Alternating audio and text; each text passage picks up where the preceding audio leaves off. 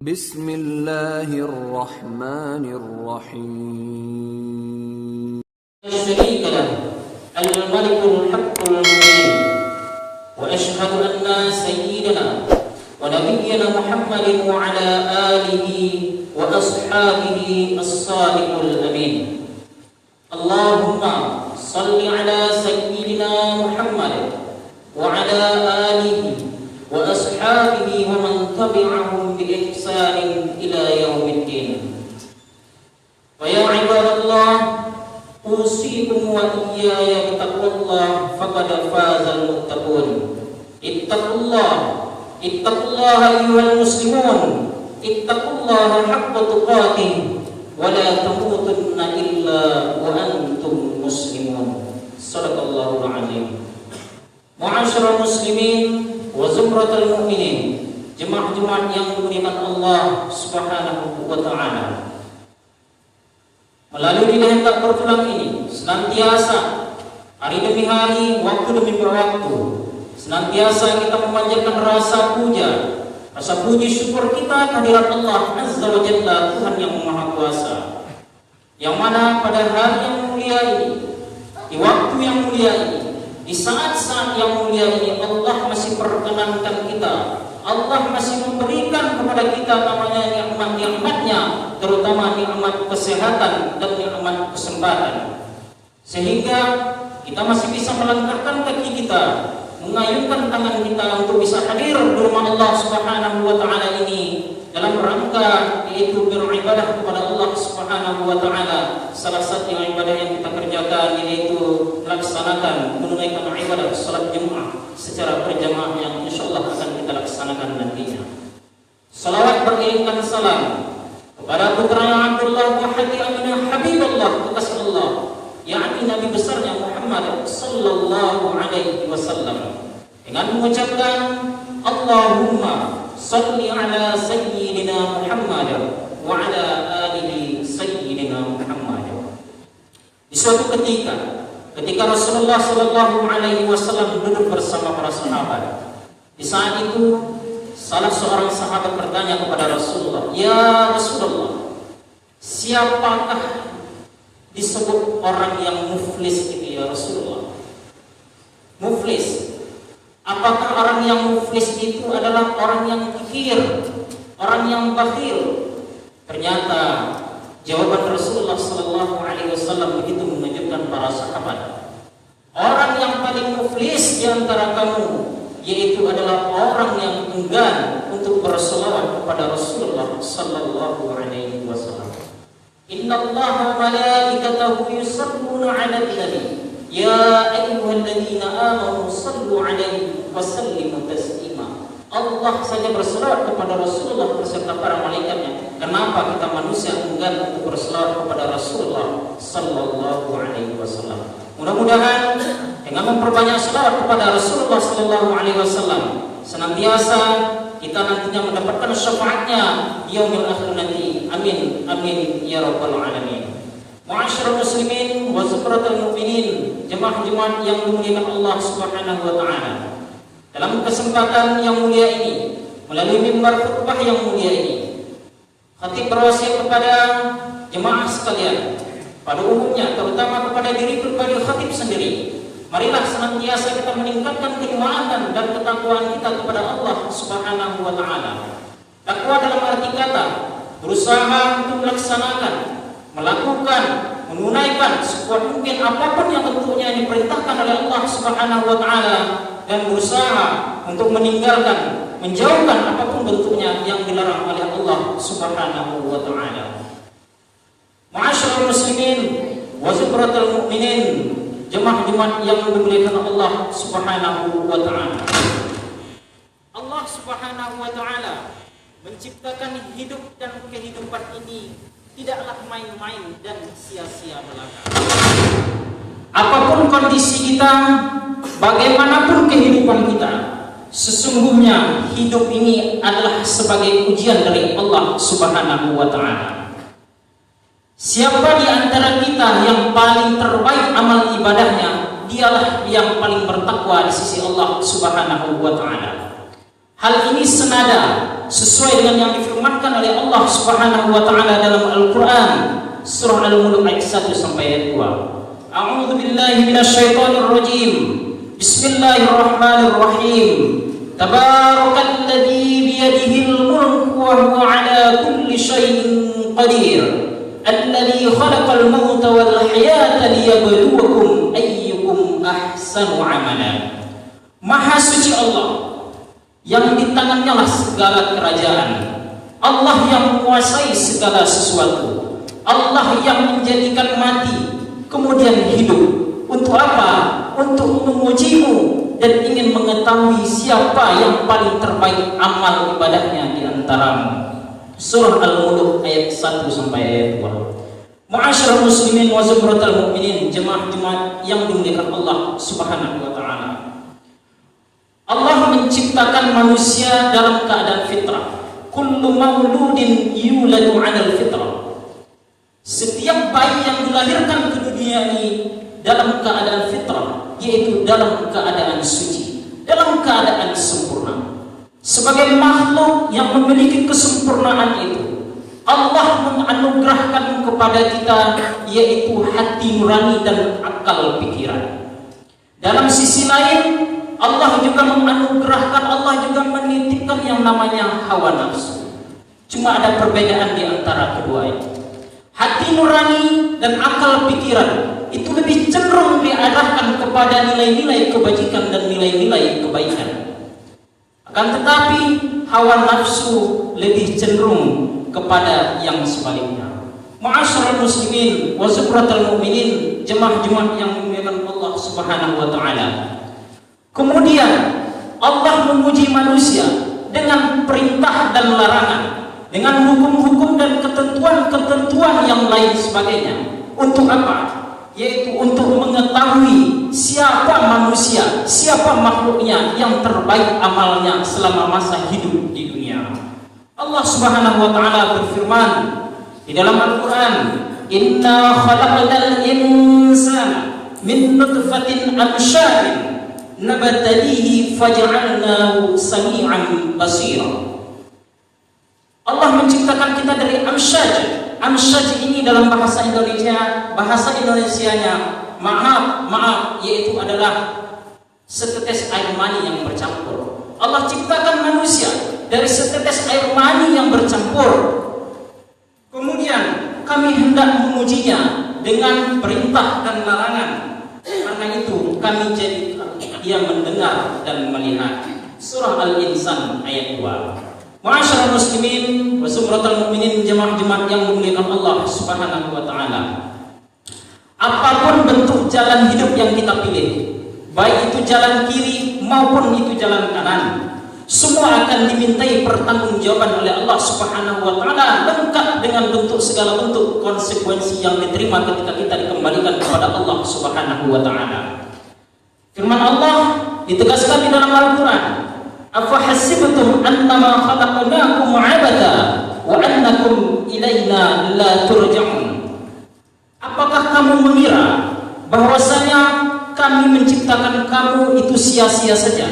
Apakah kamu mengira kamu tidak akan dikembalikan kepada kami? Surah Al-Mu'minun ayat 115.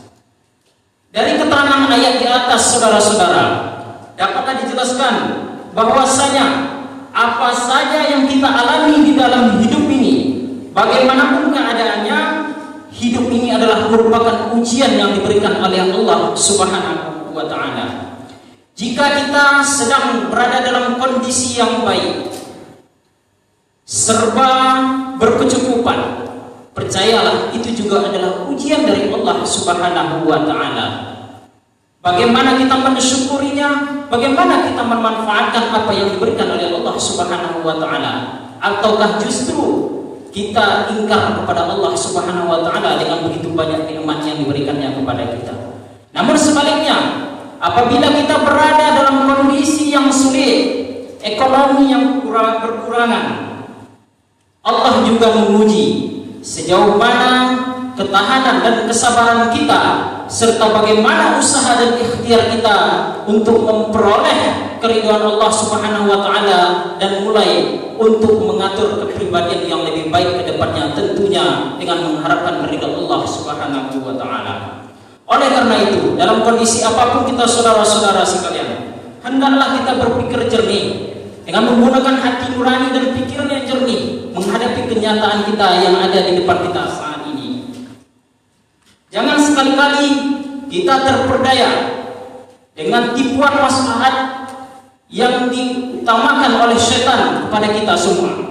Oleh karena itu, dengan fitrah kesucian manusia, setan bisa membawa kita kepada kenistaan dan kehinaan selama hidup di dunia ini, bahkan nanti sampai ke akhirat kelak.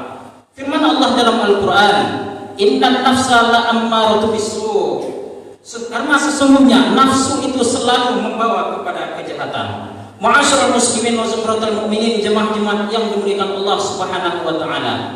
Ada ayat yang menjelaskan tentang bagaimana tekad dan kegigihan setan dalam menyesatkan manusia. Oleh karena itu, mari kita lihat, kita simak ayat tersebut. Qala fabima aghwaytani la aqudanna lahum siratal mustaqim thumma la'atiyannahum min bayni aydihim wa min khalfihim wa an aymanihim wa an shama'ilihim wa la tajidu aktsarahum syakirin. Iblis menjawab, karena engkau telah menghukum saya tersesat, saya benar-benar akan menghalang-halangi mereka dari jalan yang engkau. Kemudian saya akan mendatangi mereka dari muka, dari belakang, dari kanan dan dari kiri, dan engkau tidak akan mendapati mereka bersyukur ataupun taat kepadamu. Al-A'raf ayat 16 sampai 17.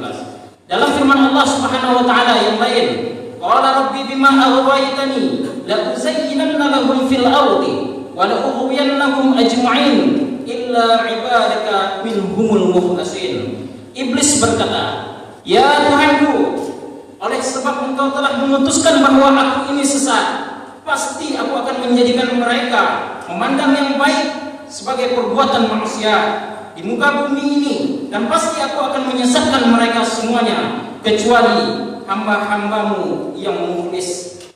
Ma'asyiral muslimin wa zumratal mu'minin, jemaah-jemaah yang dimuliakan Allah Subhanahu wa taala. Oleh karena itu, di samping bahwasanya kita menyadari hidup ini adalah sebagai ujian, kiranya ada beberapa hal yang perlu kita ketahui, yaitu sebagai pegangan agar hidup kita lebih merasa tenang, lebih merasa damai, dan lebih merasa selamat insyaallah di dunia dan di akhirat kelak. Yang pertama, setiap ujian yang diberikan oleh Allah Subhanahu wa taala pada hambanya tentulah mengandung hikmah yang positif bagi hambanya.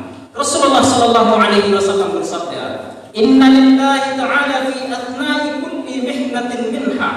Sesungguhnya bagi Allah pada setiap ujian yang diturunkan kepada hambanya terdapatlah karunia-Nya. Dengan demikian, manusia menjadi sadar bahwa ujian yang dihadapi itu tidak lepas dari karunia Allah Subhanahu wa taala. Oleh karena itu, hendaklah kita mensyukuri, mungkin itu adalah yang terbaik untuk diri kita ketika kita diberikan oleh Allah Subhanahu wa taala ujian tersebut. Karena itu, kita dituntut untuk mengambil dan memetik hikmah dari kejadian ataupun peristiwa yang menimpa kita, baik itu secara tersurat maupun itu secara tersirat. Yang kedua, kita menyadari sepenuhnya bahwasanya dunia ini adalah bersifat fana. Apa saja yang ada di dunia ini bakal sirna dan musnah. Tidak ada sesuatu pun yang langgeng dan abadi. Apapun yang terjadi di dunia ini bersifat sementara dan terbatas. Kesenangan terbatas dengan kesedihan. Kesedihan pun tidak selamanya. Ada saat di mana manusia akan merasakan kenikmatan kesenangan di saat orang lain merasakan hal yang sebaliknya. Allah Subhanahu wa taala berfirman di dalam Al-Qur'an, "Kullu man 'alaiha fan wa yabqa wajhu rabbika dzul jalali wal ikram." Ar-Rahman ayat 26-27. Semua yang ada di bumi ini akan binasa, dan tetap kekal zat Tuhanmu yang mempunyai kebesaran dan kemuliaan. Kesadaran akan hal inilah saudara-saudara sekalian untuk kita tanamkan dalam diri kita, bahwasanya senantiasa kita tidak begitu risau dan sedih dengan kenyataan pahit yang kita alami di dunia ini. Kita juga tidak akan merasa sangat bernafsu mengejar duniawi. Kenapa? Karena karena jabatan yang kita miliki, pangkat yang kita miliki saat ini, rumah mewah yang kita miliki, anak mungkin yang imut-imut, yang lucu-lucu dan ganteng-ganteng, semuanya yang kita miliki pasti akan meninggalkan kita semua. Dan yang perlu kita perhatikan, yang sebenarnya, yang sesungguhnya adalah kehidupan setelah mati yang perlu kita persiapkan dengan sebaik-baiknya. Ma'asyiral muslimin wa zumratal mu'minin, jemaah-jemaah yang dimuliakan Allah Subhanahu wa taala.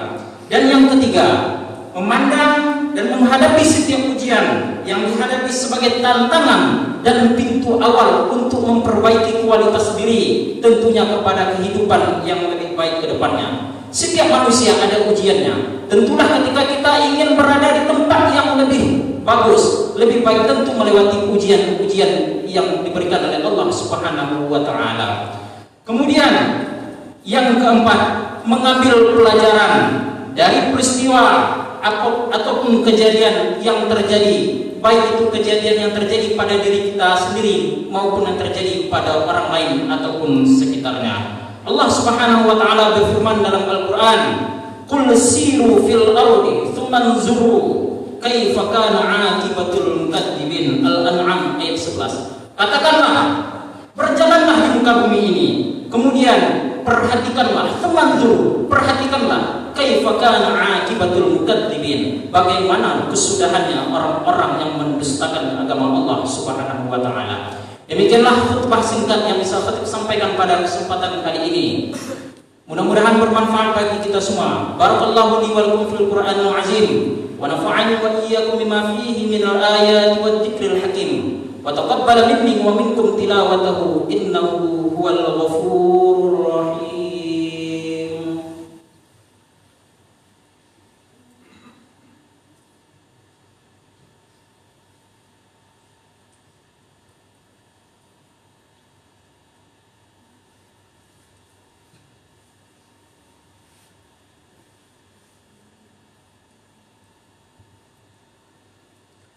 Alhamdulillah, alhamdulillahilladzi lahu an-ni'matu wa lahu al-fadlu wa lahu al-thana'ul hasan.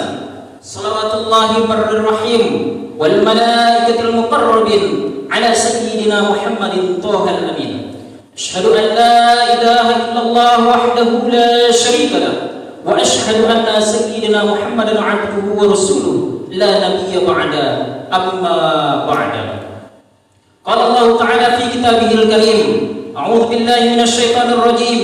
Bismillahirrahmanirrahim. Wa ta'awanu 'alal birri wat taqwa wa la ta'awanu 'alal itsmi wal 'udwan. Saling tolong menolonglah kamu dalam kebaikan, dalam kebajikan dan ketakwaan, dan janganlah sekali-kali kamu saling tolong menolong dalam dosa dan pelanggaran.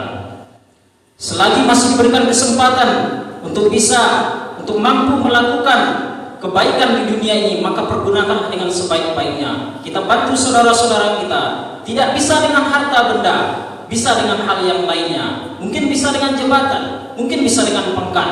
Jika kita memudahkan segala urusan orang lain, insya Allah Allah pun akan memudahkan segala urusannya. Jika kita membantu orang lain, insya Allah Allah pun akan memberikan pertolongan dan bantuannya kepada kita semua. Innallaha wa malaikatahu yusholluna 'alan nabi. Ya ayyuhalladzina amanu shallu 'alaihi wa sallimu taslima. Allahumma shalli 'ala sayyidina Muhammad wa 'ala ali sayyidina Muhammad kama shallaita 'ala sayyidina Ibrahim wa 'ala ali sayyidina Ibrahim wa barik 'ala sayyidina Muhammad wa 'ala ali sayyidina Muhammad kama barakta 'ala sayyidina Ibrahim wa 'ala ali sayyidina Ibrahim fil 'alamin innaka Hamidum Majid.